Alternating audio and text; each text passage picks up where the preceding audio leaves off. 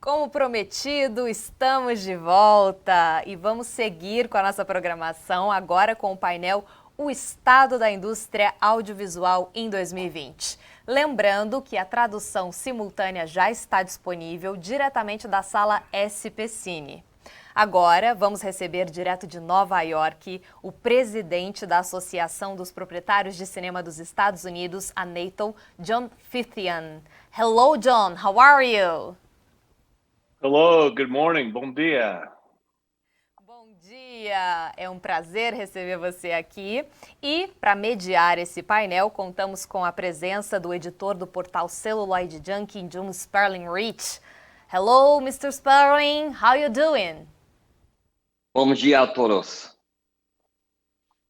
Welcome to Expocine 2020. É com vocês. Um excelente painel a todos. Bom dia a todos. No ano passado, abri a sessão que moderava na Expocine, explicando que tenho aulas de português há 2 anos. Mas agora, depois de 3 anos de aulas de português, ainda não sou fluente. Minhas desculpas, mas devo continuar em inglês. Talvez no ano que vem eu consiga falar apenas em português, maybe next year. But as you can tell, we should probably continue in English. So my apologies. But of course, we're here with John Fithian. Now, for those of you who don't know the National Association of Theater Owners, it is a trade group that represents cinema owners both in the United States and in over 100 countries around the world. Those cinema operators, at least just in the U.S., operate over 35,000 screens. And by the way, some of the theaters that and some of the exhibitors that NATO represents are in Latin America. They have offices in Washington, D.C. and in Los Angeles, where they work with government bodies and movie distributors, where they're representing the exhibitor's voice in both of those groups. And now, John Fithian, you've been with the organization for 20 years. You're the CEO and president. And so thank you for taking the time to speak with us. Thank you, obrigado. Glad to be with you, Sperling. Now, I guess just to bring people back a little bit to, I don't know, about 4.5 years ago, it seems like that, although it was only 7 months. As COVID-19 started to break out, as this pandemic started, first in China and then around the rest of the world, what was NATO working on? What were its priorities? And what has changed since this started and all the theaters around the world began to shut down? So it's easy to forget what life was like just a year ago or even 7 months ago in the business of movie theaters around the world. I mean, if you think back to 2019, the cinema industry had a record-breaking year globally just last year, with $42 billion in ticket sales around the world, and add to that food and beverage, concessions. And so we were hitting record-breaking numbers as we ran into the beginning of 2020. And then beginning in China, and then spreading to Europe, and then spreading to North America, and finally to Latin America, the pandemic shut us down everywhere. So the focus of what our trade organization and our members have done has changed dramatically. Before the pandemic, we were focused on issues like labor regulations and technology standards as we continued to evolve the digital technologies used in movie cinemas. We were focused on movie ratings and government censorship around the world and how we were able to show our product. We were focused on discussions with the movie distributors about how you release movies and what the release windows look like, and fighting piracy. A big concern of the industry leading up to the pandemic was how we could stop people from stealing movies and watching them for free. And at the time, all those issues seemed just fundamentally important to the cinema industry, to the ability of our patrons, to our guests, to come and see movies in cinemas. And yes, they were very important, but now everything has changed. And now the cinema industry around the world is literally fighting for its survival. And I'm sure your questions will get into that down the road. But let's just say that the focus has changed completely from where we were 8 months ago or a year ago to where we are now.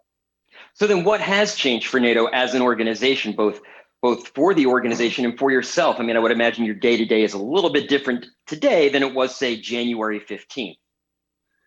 Absolutely. I mean, we have a strategic plan that we adopt in 3 or 5 year intervals and have throughout my career at the National Association of Theater Owners. And let's just say we threw out the entire strategic plan once the pandemic hit, because now it's a whole different strategic plan.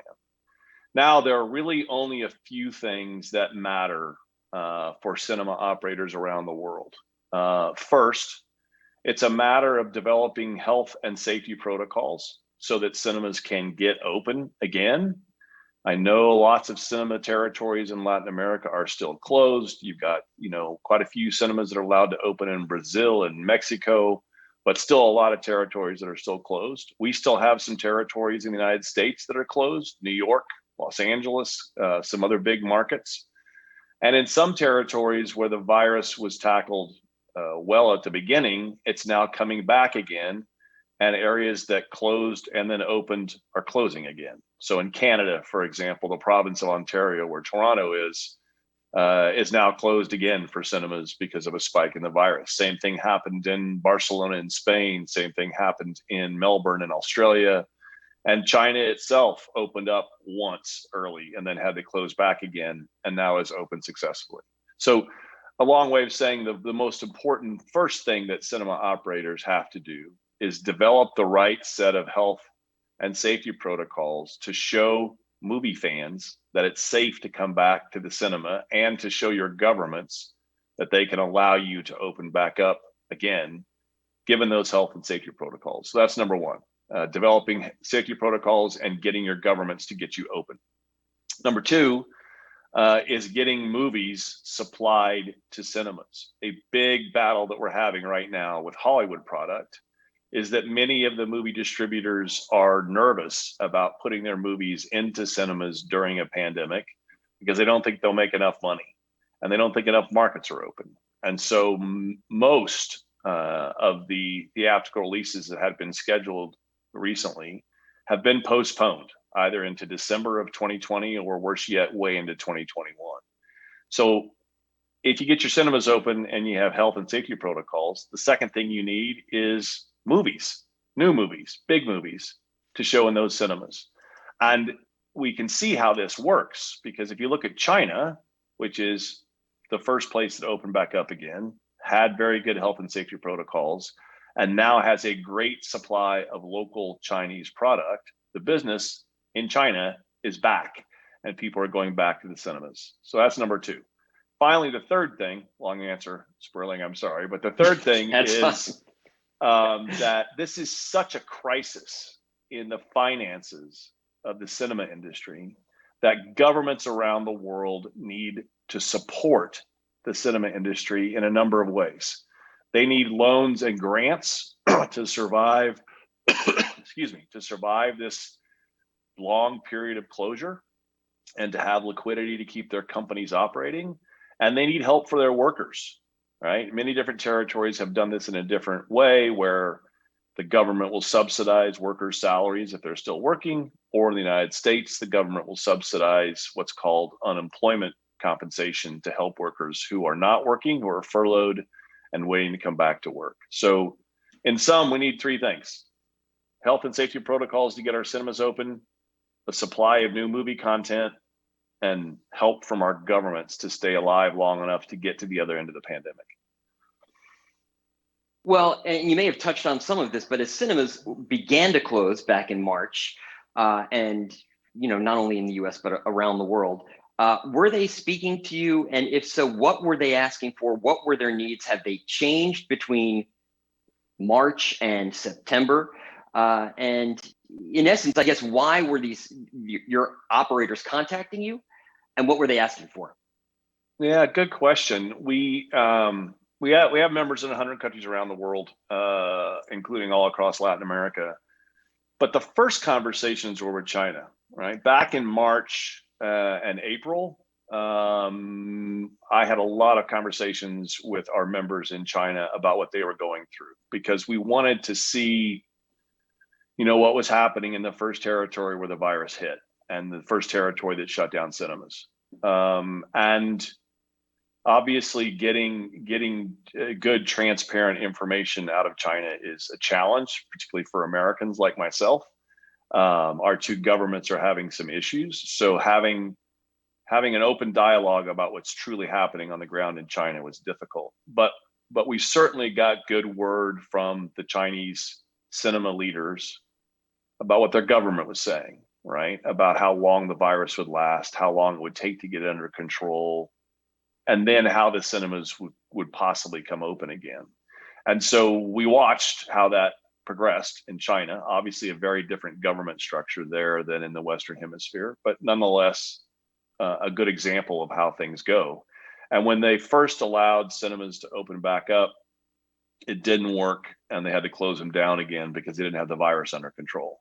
The second time they opened up cinemas in China, they opened them up with very limited capacity, and they didn't allow them to sell concessions. No popcorn, no soda, no food at all, so that people would keep their masks on throughout the entire show. As a business model, that doesn't work, right? Our members around the world need to make money off of selling concessions, because that's where the profitability is in many locations. And so learning about that struggle in China was early on.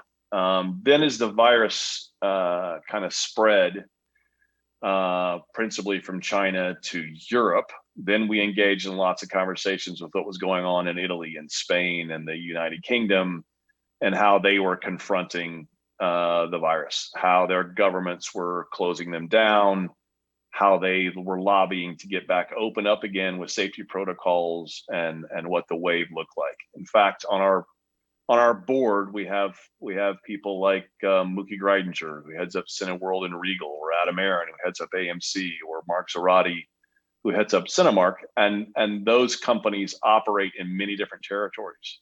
And so Mookie and Adam were letting us know what was happening in Europe, because it was coming from China to Europe before it came to the United States and the Western Hemisphere. And so we knew closures were coming before they came.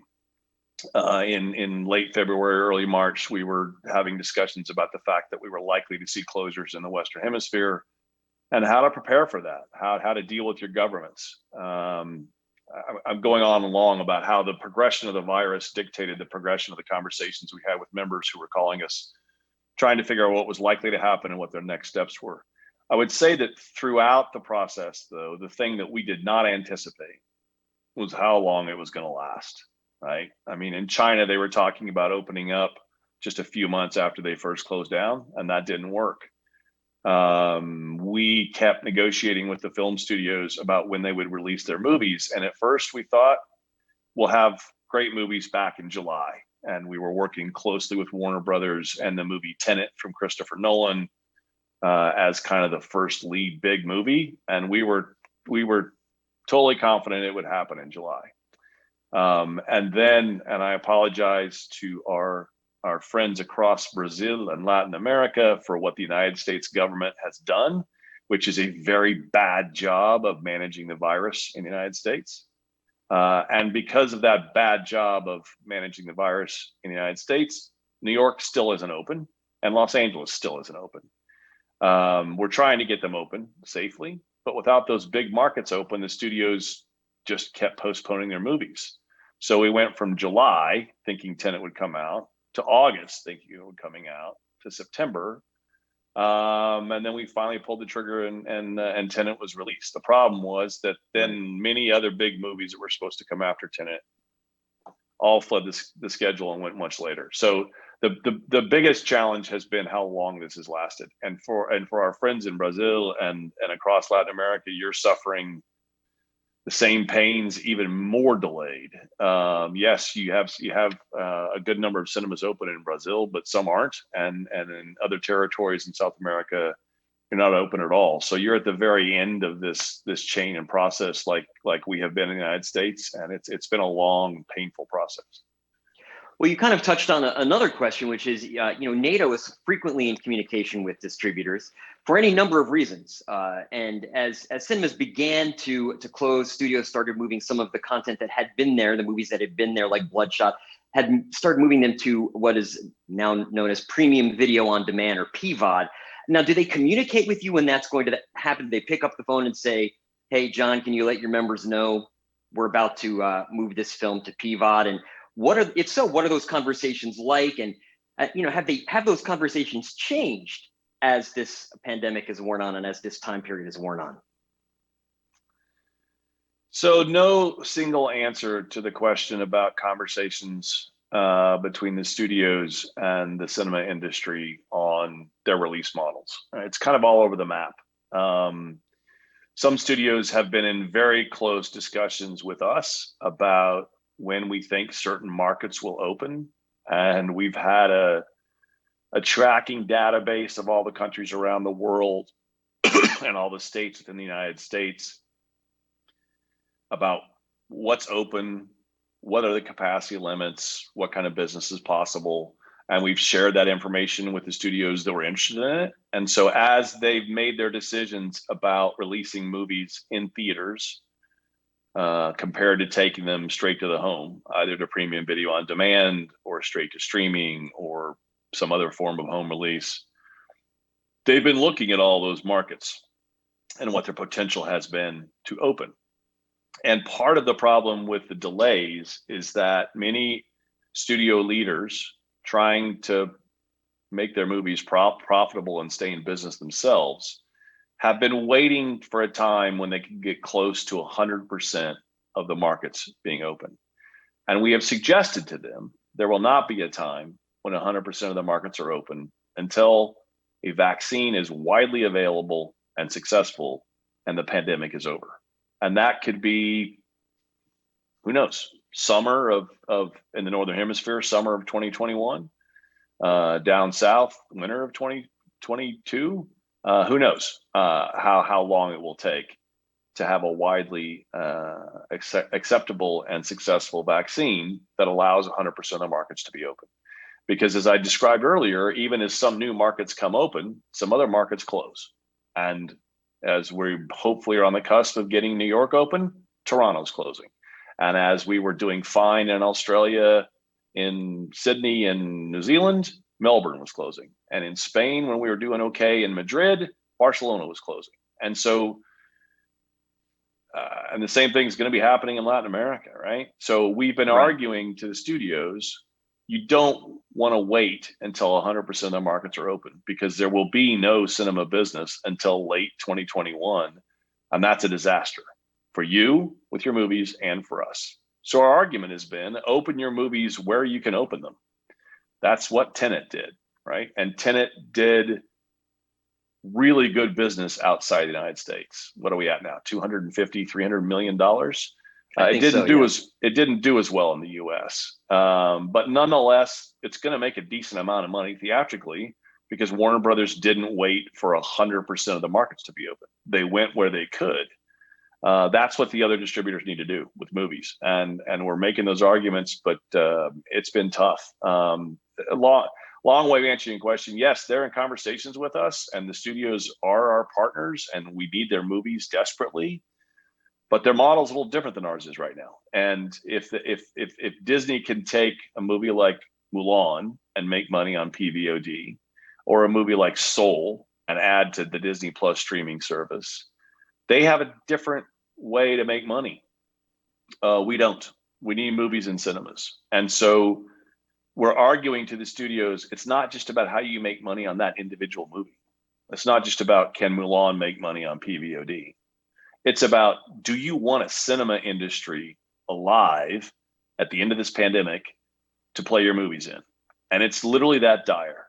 And so we're having many high-level conversations with the studios right now. Look, if you don't give us some movies relatively soon, many theater companies are going out of business. And by the time you get to the end of the pandemic, you'll have, what, half the screens or less globally to play your movies, that's not a very good business model. So we're asking for a lifeline. We're asking for them to give us some movies to keep us alive. It has been suggested that that's kind of what the studios want. They want the 1,500 to 2,000 or 3,000 venues, not screens, but venues, at least in North America. I can only speak for North America, where, that's where they can make their money, and then they'll go direct to consumer where they make more money anyway. I mean, I don't think so. I think that's, I did have that argument with one very senior studio executive recently, and the argument didn't end well. But I think it's a false premise, and here's why. People have always wanted to leave their homes and come out and go to the cinema and share the movie on the big screen with a big sound system, with their friends and their family. Human beings want shared storytelling. They always have. And no more so than when this pandemic is finally behind us, because people have been stuck in their homes, unable to have a chance to go out for a very long time. And our surveys are very clear. When the coast is clear, when cinemas are open and they believe that they're safe, they're going to flood back to our cinemas. So for the studios to have business models that say, who cares if half the cinema industry goes under in the next year, and we'll have half the screens and that'll be fine, that's a false premise, because you're going to lose half of your ability to make money down the road theatrically. And think about the big cities versus the small towns. Yep, there'll still be cinemas in Sao Paulo, right? There'll still be cinemas in Rio. But what about the small towns across Brazil? If they lose all their cinemas and they go under, you lose a whole culture of movie going. People everywhere need to grow up being able to go to the movies, to have that culture in their blood. And so pick any territory around the world, if in the United States, you can still go to the movies in New York and Los Angeles and Chicago, but all your cinemas are closed in small towns. There's a large portion of the populace that then starts to grow up without the experience of going to the movies. And so the whole business model begins to collapse. It is, it's that, the word is existential in English. I have no idea how to say it in Portuguese, but it's that challenging, that we're on the cusp of either saving an industry and the ability of people to leave their homes and go to movies in a cinema, or not. And if the studios don't help us in that, they will lose this industry and this art form. If our governments don't help us get through this, we will lose this industry and this art form. It is that dire, and everyone needs to work together to make sure we get to the other side. The same could be said about, live theater. And if people always say, oh, the cinema's dead, or I always go back to Shakespeare and say, you know what? In the 1600s, and now, of course, somebody's going to correct me and prove that it was the 1500s or 14, people were going to see William Shakespeare plays as a group. Now those plays they just happen to be movies. Yes, there are plays as well. But let me ask you, do you think that this time period, this pandemic time period, has fundamentally shifted the way that studios will distribute films? What has changed? Everybody says, oh, things are going to be different when we come out of this. Everything's going to be different. If so, what is going to be different? Or maybe nothing. Maybe eventually, it might take 5-6 years. Maybe everything will go back to the way it had been previously with a few tweaks. Yeah, it's a fundamentally important question, and we are engaged in many discussions about what those future models are for releasing movies. And as you know, we have fought for years to maintain a period when movies are in the cinemas before they go to the home. We call it the theatrical window or the period of exclusivity. And the concept is that movies should be seen first in the cinema because that's the best way to see them. That establishes the brand for the movie. Everybody talks about the movies they see in cinemas. And that brand for the movie then translates later into better sales in the home, be it through subscription services or premium video on demand, or through some other form of accessing movies in the home. That window, that period between the theatrical release and the home release, is good for everybody. Well, that's coming in under question in Hollywood and around the world as big companies invest heavily in streaming services, right? So Disney now has Disney Plus, and Warner Brothers and AT&T have HBO Max, and Apple is getting into the streaming business, and Amazon's been in it for several years, and obviously Netflix is in it. And if you go around the world, there are different companies doing the same thing. So there's a lot to be said about streaming services. The problem is you can't make as much money in a streaming service. Netflix just isn't that profitable, even though they have a huge market cap on their stock price. They don't make that much money because if you pay once for a monthly subscription and get to watch everything you want to watch, the ability to monetize one movie or one television show goes down dramatically. You just can't make as much money that way. So maintaining the cinema model with the release to cinemas first, where people buy a ticket to watch a movie, and that's a per person return on your investment, that's still the best model. Challenge is, during the pandemic, the studios know they can't make as much money on their theatrical releases, and therefore they're asking about that window of time between the theatrical release and the home release. Does it really need to be as long as it used to be? Can we have a pandemic business model? And this is a debate about which major cinema owners disagree, right? Some of the biggest cinema operators in the world that operate in 15 different countries want to entertain a different model for the pandemic, just to keep the movies coming to cinemas. Other major companies don't want to change the model for the pandemic because they're concerned that once you do it for the pandemic, and by doing it, I mean having a very short window between when the movie hits the cinema and the home, that'll stay the model forever. And so this debate is raging now, and we'll see how it turns out. Well, you took actually one of my next questions. I believe you were referring to certain exhibitors that have negotiated with a studio or two to lower the window to 17 days or thereabouts. But you've kind of answered the question, I believe, which is, what is the current situation with windows? Previously, there were no conversations taking place. Pre-pandemic, it seemed like the conversations, every once in a while you hear about a conversation, but there was generally an agreement not to agree. Now it seems more and more distributors are talking about it, and exhibitors are saying, okay, we have to do something. It might be for a short time, but we have to do something. It seems like those conversations have now started. Yeah, the conversations are indeed happening about these release models, and the challenge is they have to be company to company. What do I mean by that? I mean, Cinépolis and Cinemark and any individual company can have discussions with distributors about how they will or won't play movies and what kind of windows they need, or whether or not they want to participate in the premium video on demand structure. NATO can't do that. We're a trade organization that represents the vast majority of the industry in the world, and certainly in the United States. And so we couldn't negotiate that business model without violating the competition laws. So it's really up to individual companies. And there are just some tremendous leaders in the business who know what they're doing, and they have very different opinions, right? Alejandro Ramirez Magaña at Cinépolis, the chairman of the Global Cinema Federation, is a leading voice. Mark Zorati at Cinemark is a leading voice. Adam Aaron at AMC, Mookie Greidinger at Cineworld Regal. These are— You're going to get in trouble here because now you're going to forget somebody. I know. I'm going down my list. I'm going to get a phone call from somebody. I left him off the list.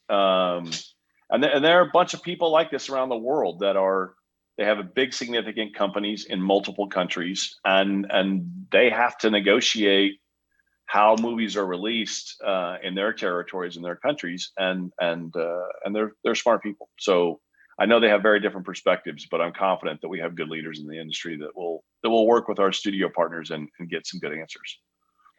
Funny you should mention that word partner, because I speak with exhibitors all the time, as do you, and they're always talking about how, well, we refer to them as our studio partners, but they're beginning to get a little frustrated with that, I guess, verbiage or that label, and saying, well, they're not really partners because they're not giving us any movies. They're kind of holding us over a barrel, and we're one of the few industries where our partners, our suppliers, are, we're solely dependent on 5 or 6 different companies. And I realize it's more, but we're really dependent on a very few number of suppliers. They're not partners, they're really suppliers. Can you kind of relate to that frustration, or can you understand that sentiment that exhibitors might be saying, oh, if I hear that word partner one more time, I'm gonna really blow my top? I mean, do you understand where that feeling comes from? Yes, I do.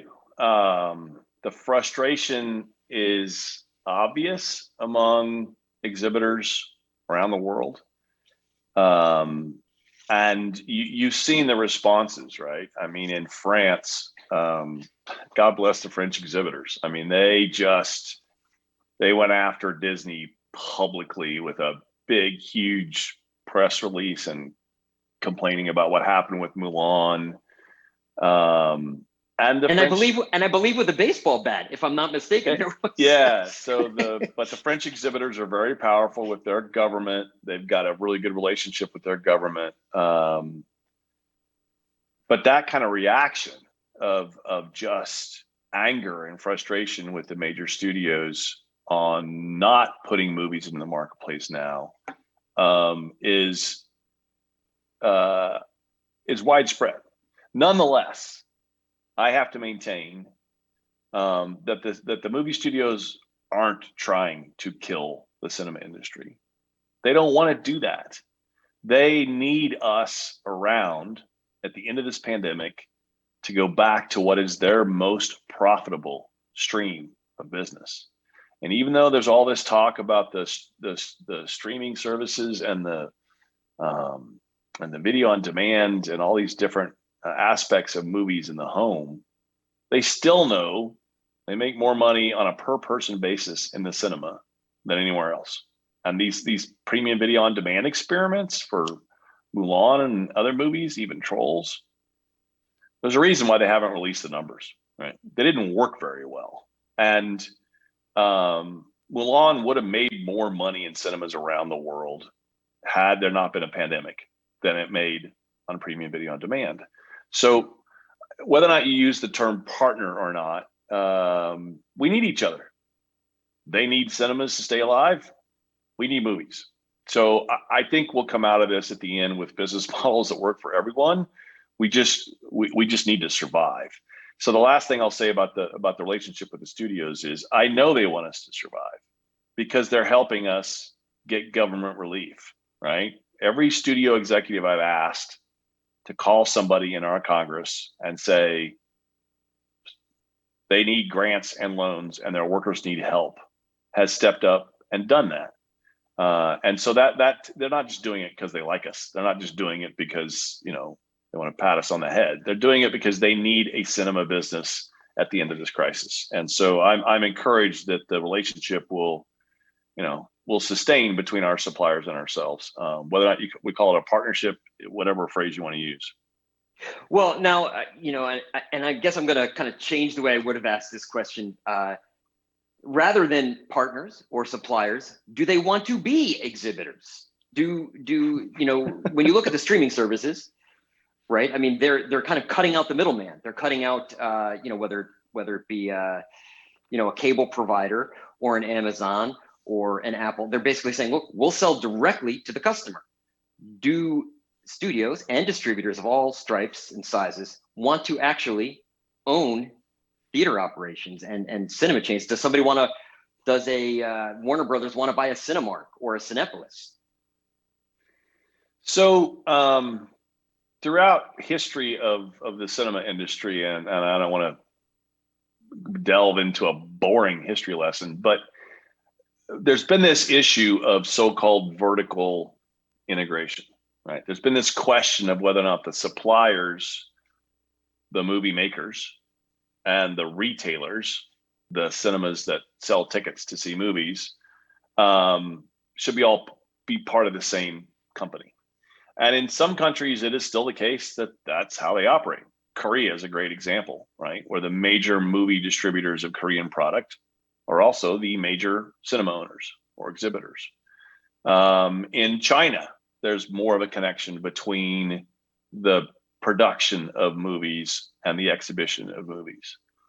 In the United States, historically, there was an issue of studios owning theater companies and then discriminating against so-called independent theater companies that weren't owned by studios. And there's been a whole bunch of legal cases and fighting over that we won't bore people with.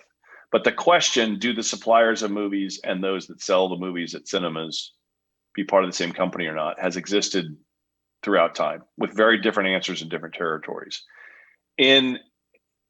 With Hollywood in mind, and therefore the countries that play overwhelmingly Hollywood movie product, I don't think there's a will to integrate movie production and supply and exhibition. Disney could have bought a cinema chain a long time ago if they wanted to, and they haven't. Netflix, bought a couple little cinemas just to be able to play their movies, but I don't think they're really interested. In fact, their CEO has said that they're not really interested in buying a big cinema company. There are some new players out there though, right? Apple, with a lot of money, now getting involved in streaming movies. Maybe they want to put some movies in cinemas and maybe they want to own them. I don't know. Amazon, they have a lot of money. Maybe they want to get into it. So who knows? It may be a very different type of movie supplier that ends up operating cinemas too, and not the traditional studios.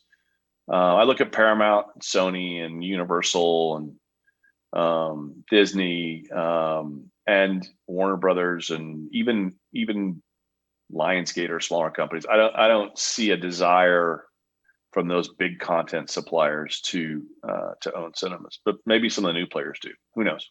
You could say the same thing about Amazon and their desire to own a supermarket chain or a grocery store, and yet here we are. They now own a supermarket and a grocery store. So go figure.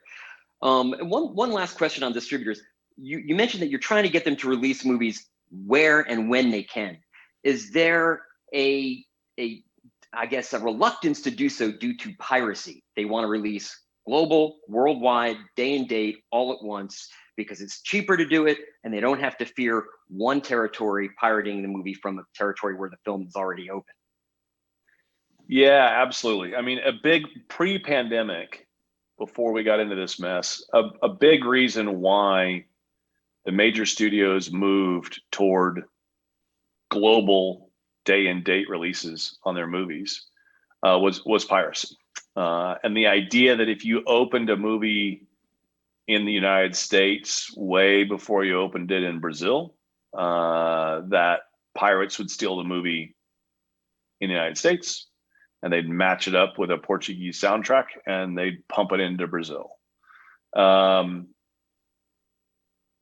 Movies opened first in China or Russia typically get stolen and they're available on the internet, and all people have to do is find the other language tracks. And so a big reason to open movies all around the world at the same time is to avoid piracy. Nonetheless, before the pandemic, they hadn't gone to a complete global day and date strategy. They still staggered their releases. If the school holidays in the Southern Hemisphere were different than the school holidays in the Northern Hemisphere, they'd release movies at different times. They still do that. Right before the pandemic, movies were coming out in South America at different times than they were coming out in North America. So it's an argument, but I don't think it's preclusive. And the bigger wave of piracy actually happens when the digital version of the movie comes out. So there's one wave of piracy that happens when the cinema release happens. And that's typically because people record movies inside the cinema and then match it up with a soundtrack. And that video is typically not great quality, right? It's really hard to record a movie in a cinema and get a good image. Whereas when the digital version comes out, when you send movies to the home, then pirates can steal the movie in its pristine version and the video is perfect.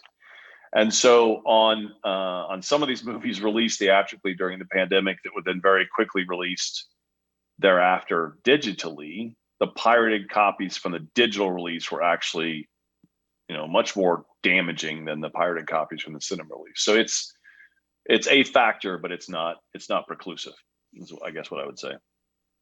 Well, and we've been talking a lot about distribution because that's something a lot of people are interested in and asking about, at least in this industry, and it gets all the headlines. And yet behind the scenes or behind distribution and exhibition, there's a whole ecosystem of suppliers and concession suppliers and equipment manufacturers and technology providers. What does this do to them this time period, this pandemic, with all the theaters shut? Can they survive? What's going to happen to them? How will this ecosystem make it to the other end of this time period? Boy, it's a daunting challenge for the suppliers of the cinema industry, right? I mean, we're obviously focused on keeping our members alive, the people that operate cinemas, and getting them movies and getting them grants, and hope they can make it to the other side. But you're right to ask about the rest of the ecosystem of the businesses that thrive in a normal time off of cinemas. Manufacturers of movie screens, manufacturers of projectors, suppliers of concessions, people that make seats, architects that design cinema buildings. And then beyond that, of course, there's everything that the cinema industry supports. If you're a country where your cinemas are in shopping malls, you create foot traffic to help all the other stores in that shopping mall. If you're in a small town and the cinema's the most important thing in the small town, people come into town to go to the movies, and then they go to dinner or they go and get a drink. And so the cinema industry hurting has a ripple effect on hurting many, many other businesses. And I might add, employees. In the United States, we probably have 150,000 employees that are being hurt by this pandemic in the cinema business.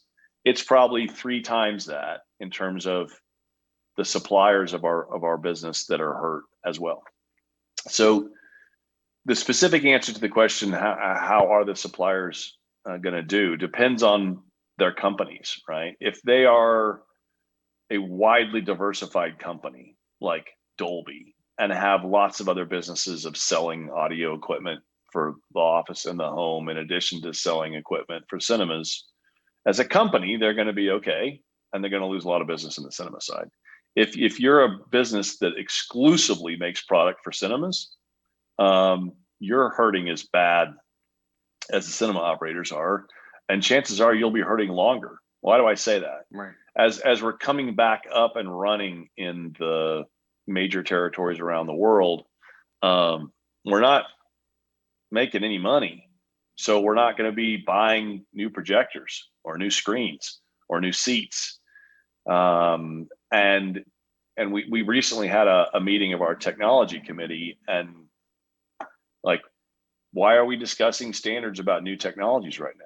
I mean, the studios want to talk about putting out a paper on LED screens for the future of cinema projection, and our members are like, we're trying to stay alive. So nobody's going to be buying new LED screens for their cinemas. Nobody's going to be buying new projectors or seats or screens for a while. And so it's tough. It's tough for the suppliers, because even as we get toward the end of the pandemic, whenever that is, and cinemas become somewhat profitable again, they won't be profitable enough to be building a whole bunch of new cinemas and buying a whole bunch of new equipment. So it's gonna be a lagged effect. It's a longer term effect on our suppliers than it is on ourselves, and that's unfortunate.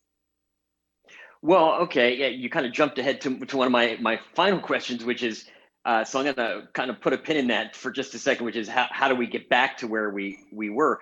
So when you say somewhat profitable, you're, at some point it will be very profitable, but it might take what, 3-4 years, or what gets us out of this?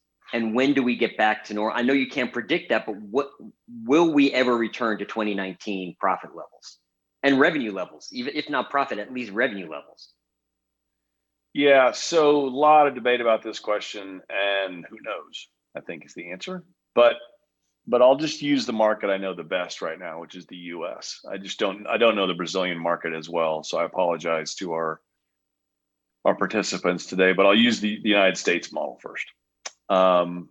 We recently surveyed our members in the United States and asked them if you don't get new movies and start selling a lot of tickets, or if you don't get the government to give you a lot of money to stay alive, both of which we're fighting for right now, how long can you make it? And 69% of our members said they will be out of business by December 31st. The liquidity crunch, the demands that you're still supposed to be paying rent or paying off a mortgage, and you got to keep your projectors maintained, and when you're not really selling any tickets, either because you're still closed in states where you're not allowed to open, or because you lose more money by being open, or you are open but aren't selling any tickets. Last weekend, we did 8% of the business in the United States that we did in the same weekend the year before, right? That's not sustainable. That's losing money every weekend. So the short term is bleak. We gotta get to the end of the year and into next year and survive, and that takes either government help or movies or both. So assuming we get government help or movies or both, that doesn't mean we return to profitability right away. It means you got to get to the point where enough people are comfortable coming to the cinemas and enough studios are comfortable giving us enough movies that you return to form. That certainly isn't going to happen until at least mid next year, summer in the United States. But we're going to lose a lot of money in 2020, right? From the $11 billion year we had last year in the United States, we're going to be at what, 3 this year, maybe? So that's an $8 billion loss just in ticket sales. 2021 will take a while to return to form. There are a lot of great movies scheduled for 2021. If the pandemic gets under control and a vaccine gets available, we will indeed start selling a lot of tickets in 2021. And then by 2022, we hope to be back up full steam, right? Hopefully another record-breaking year like 2019 and 2022, because people are desperate to go do something fun.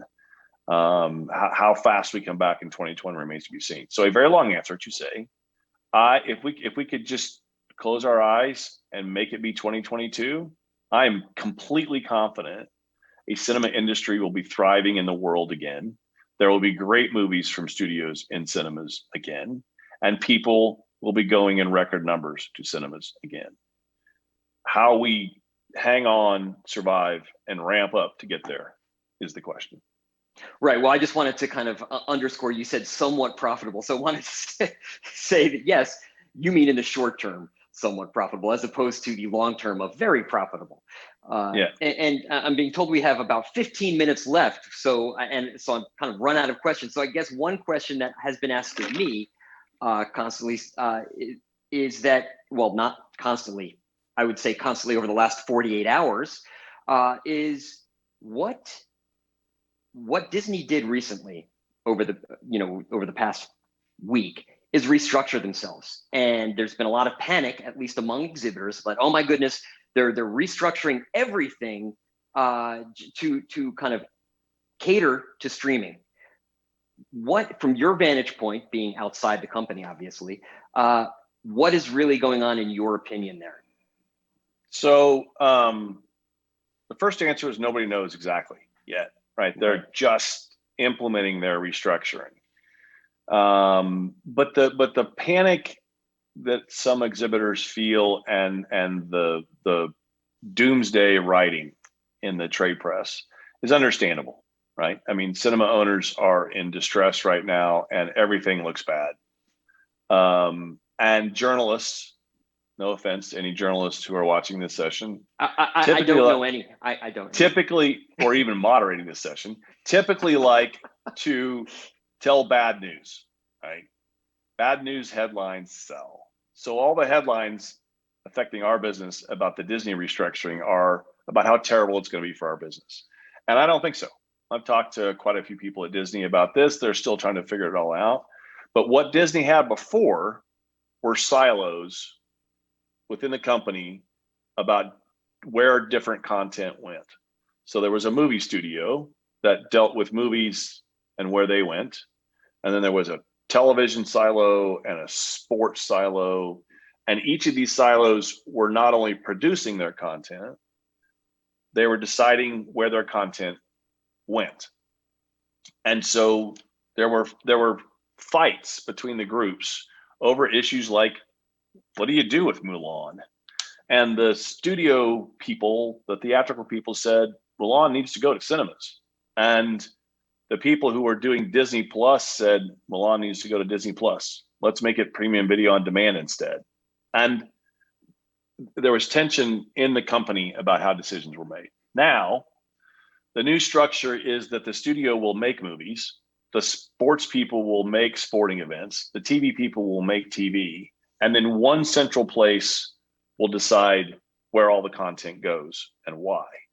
And that central place is being run by a man named Kareem Daniels, who actually loves movies and has had experience in theatrical distribution, because the man that he works for, Bob Chapek, now the CEO of Disney, I'm really getting into the weeds here, sorry, but they've been moving around Disney, and one of their stops was in theatrical distribution.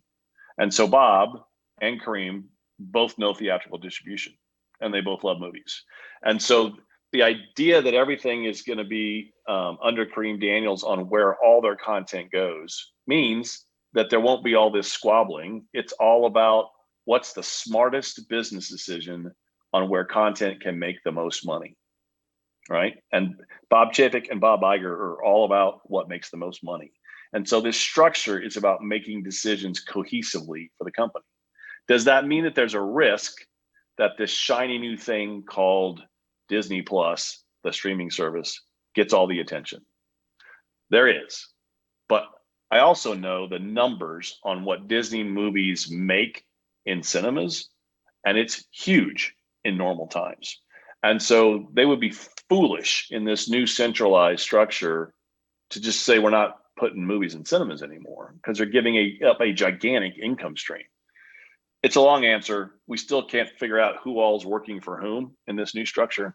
But my guess is theaters will be just fine with Disney movies, the biggest supplier of our content, with a company that has been a big believer in the theatrical model for a very long time. Disney brands are established in cinemas. And I think the new structure will work to our advantage, not against it. So we'll see, but I'm fine with it. Yeah, I think they made what, $7 billion last year. So just in theatrical movies worldwide. So yeah, I'd say that's a significant amount of money for that particular, if you want to call it a silo, that particular business model. Yeah, I would tend to agree with you. I think it's a way of saying, yes, there's now a new distribution platform. They now have a seat at the table. Now, speaking of seats at the table, we're not at a table. In case you were wondering, we're, not actually meeting in real life. Not just us, but Expocine, in case everybody was wondering, we're not actually live, or at least not, we're alive, but not in person. What happens to trade shows? There's Show East, there's Cine Europe, of course, there's CinemaCon, but Expocine, there's the Russian show, which is now escaping me. I think it's called Kino Russia or Kino Show. What happens to all of these trade shows around the industry now that they're taking a year, maybe even two off? Do we eventually get back to a point where we're all meeting in person and going to trade shows? I hope so. I had a blast the last time I went to Sao Paulo for this convention. I mean,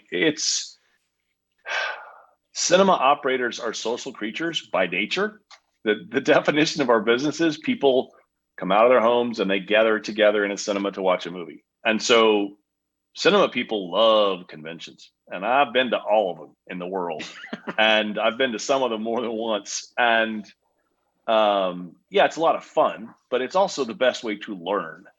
You can have moderated panels like this and you can have discussions, but when one exhibitor finds another exhibitor in the hallway of a convention and shares an idea, and that's the birth of something great for the industry, that we need to get back to that stuff. The trade floors where people can show off their new products and their new food, the ability to sit next to your fellow cinema industry professional and watch a new movie that hasn't come out yet, or watch part of the new movie, or hear somebody talk about it. That's really exciting. and that really builds momentum and ideas and networking for the industry. So we got to get back to it at some point. Just yesterday, the organizers of Show East in Miami, Florida, that had postponed that show from October to December, canceled it. So that means that we've lost, and Cine Asia in December is going to be virtual as well. So that means that we've lost at least one CinemaCon, two Cine Asias, one Show East, one Cine Europe. And now we've lost the Brazilian show, and we're talking to each other over Zoom. So I don't know how long it goes, but I definitely want this industry to get back together and meet each other at great events like this. And it's going to happen at some point in 2021, right? And just hopefully sooner rather than later, because they're important. Now, I know we're bouncing around a lot, and I probably should have asked this question after the Disney question, which is, Warner Brothers, when they released, and by the way, this could be any studio at this point, when they released Tenet, they said, well, don't release the box office numbers. Don't, release them on Sunday. And of course, streaming services don't release any numbers at all, ever.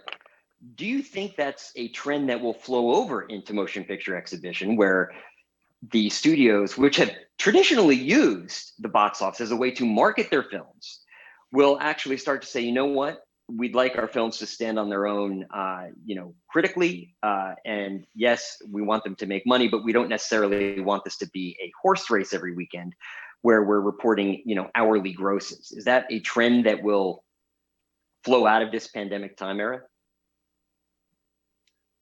A couple different levels to your question about data reporting in the industry. First, let me say I completely understand why Warner Brothers didn't want to get into the weeds immediately on the numbers on Tenet, because it made perfect sense.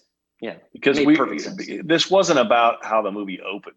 It's a marathon, not a sprint, and we're still playing Tenet, and there are still markets like New York and Los Angeles, which hopefully will open soon, and people there haven't had a chance to see Tenet yet.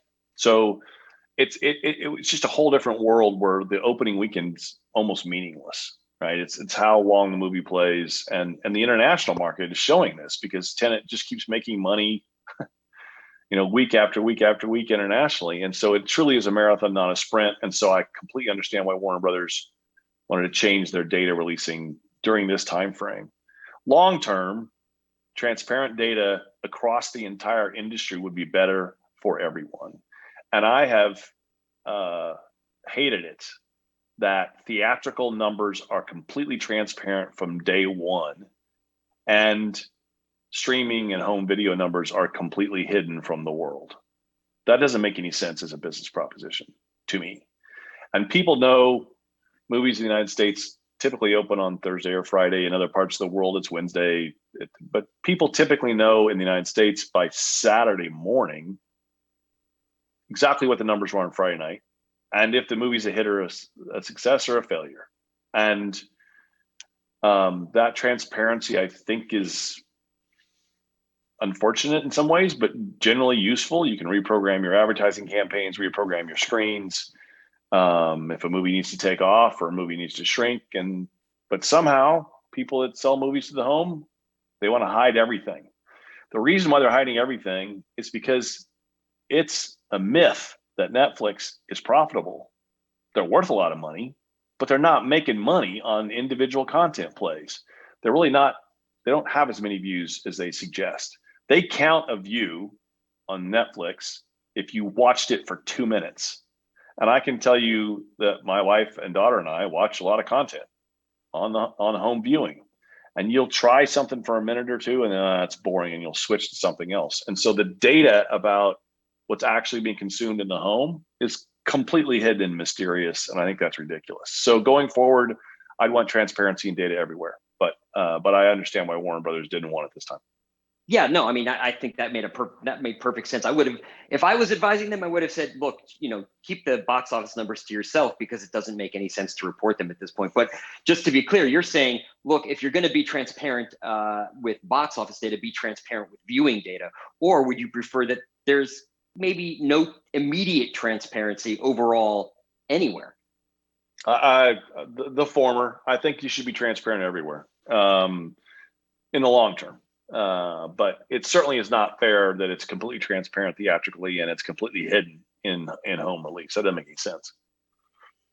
And now I'm a little confused as to whether we should keep going or not, because I've been told we have 3 minutes or we have to wrap up. So if somebody wants to let me know, my WhatsApp is open. And so we have 2 minutes. Let me ask you this. Speaking of data sharing between exhibitors and distributors. It's been a hot topic over the past 5 years there's lots of panels on it at CinemaCon, in fact.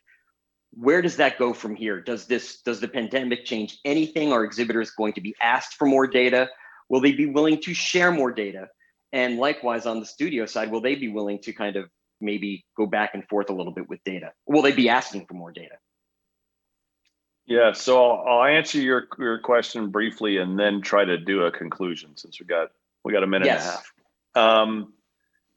I think exhibitors and distributors need to work better at using data to better market films, right? It is the exhibitor's data. They own it, so they have the right to manage it. But I think they ought to partner better in marketing films using loyalty program data and that kind of thing. All right, but that said, I want to say something to our friends in Brazil and in South America that I've been saying in meetings in the United States and in Europe, virtual meetings like this on Zoom, that I know these times are really, really hard. And I've talked to many, many companies that are family owned and have been in the business for 3 or 4 generations, small or big. I've talked to big, huge publicly traded companies. I've talked to little tiny independents with 1 or 2 screens. And these are really, really hard times for everyone in the business. This business has existed for over 100 years. And we've played through wars and we've played through natural disasters. We survived the transition to television, which everybody thought would kill us. And then it was VHS and then it was DVD. None of these things ever killed the cinema business. And this pandemic isn't going to kill the cinema business either. It's just a struggle and a fight to get to the other side of it. And we're going to get to the other side of it. And we're going to get movies, cinemas opened again with safe protocols. Go to cinemasafe.org if you want an example of the protocols that we established in the United States to show. We consulted with epidemiologists and developed this great plan on how to operate cinemas safely. And you can operate safely when you're allowed to. Not a single reported case of the virus transmission at a cinema anywhere in the world. So we can do that. We need help from our governments. Tighten up your banks, survive and get to the other end. And when we do, this industry is going to be as strong as ever and perhaps record breaking. Just hold on long enough to get there. Don't know if I timed that right or not, Sperling, but you timed it perfectly because you answered my last question, which is there anything else you want to tell cinema operators around the world? You've answered the question. So thank you very much for your time today. All right. Thanks everybody for listening. I know it was long.